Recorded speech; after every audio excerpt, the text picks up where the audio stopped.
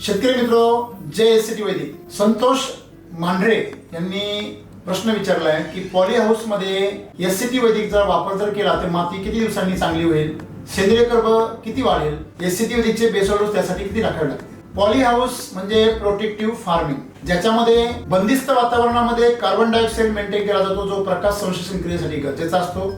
त्याचबरोबर प्रकाशाची तीव्रता मेंटेन केली जाते. त्याचबरोबर जमिनीवरती जास्तीत जास्त पोषण देऊन वेगाने उत्पन्न देणाऱ्या हायब्रिड वाहनांचा तिथे वापर केला जातो आणि ह्युमिडिटी मेंटेन केली जाते. म्हणजे अशा प्रकारे सर्व गोष्टी ह्या मॅनेज करून त्या ठिकाणी वेगाने उत्पन्न काढण्यासाठी पॉली हाऊसची रचना केलेली आहे. मग आपण जेव्हा जास्त वेगाने उत्पन्न काढतो तेव्हा तुम्हाला मातीकडनं म्हणजे मातीला पोषण देणं आणि पिकाला पोषण देणं असं दुहेरी ताकद त्या ठिकाणी वाढवणं गरजेचं आहे. मग एससीटी वैदिकच्या माध्यमातून तुम्ही त्या ठिकाणी दर 15 ते 20 दिवसांनी त्याला बेसल डोस दिला पाहिजे आणि दर 10 दिवसांनी तुम्ही त्याला शिलागी ट्रीटमेंट केली पाहिजे. तुम्ही असं जर केलं तर तुम्हाला त्या ठिकाणी सेंद्रिय कर्ब हा 3 ते 4 महिन्यामध्ये वाढलेला दिसेल. तुम्ही ही फ्रिक्वेन्सी 1 महिन्यानी जरी ठेवली, सम्राट शक्ती, मिराकल, ह्युमस गोल्ड हे दाणेदार प्लस RNPH आणि कृषी अमृत या सर्वांचा एकत्रित सम्राट बेसल डोस तुम्ही त्याला जर दर महिन्याने टाकत राहिले आणि 15 दिवसाला तुम्ही जर LSQ ची जर बेस शिलाजी ट्रीटमेंट करत राहिले तर तुम्हाला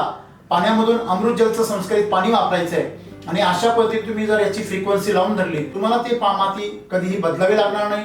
जे पीक तुमचं 1-2 वर्षामध्ये खराब होतं ते तुमचं 4 ते 5 वर्ष चालेल. आणि उत्पन्नाची जी तुमची गुणवत्ता आहे, जर ओपन मध्ये रेकॉर्ड ब्रेक पॉली हाऊस सारखं जर वांग्याला, काकडीला ऍव्हरेज मिळत असेल तर पॉली हाऊस मध्ये निश्चितच त्यापेक्षा जास्त मिळेल आणि फुल शेती एससीटी वैदिकच्या पद्धतीने खूप छान प्रकारे करता येईल. अधिक माहितीसाठी आमच्या अधिकाऱ्यांना संपर्क करा. धन्यवाद.